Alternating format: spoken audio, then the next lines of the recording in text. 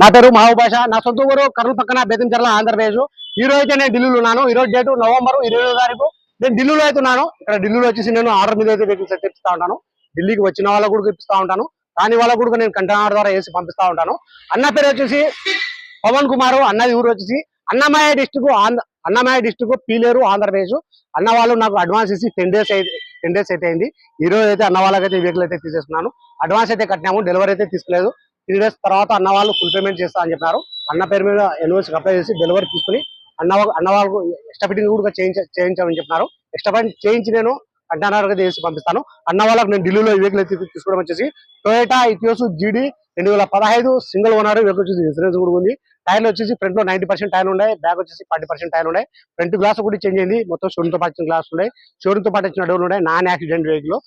Price అన్న వాళ్ళకి నేను ఢిల్లీలో ఇప్పటికి వచ్చేసి Toyota Etios GD 2015 single owner.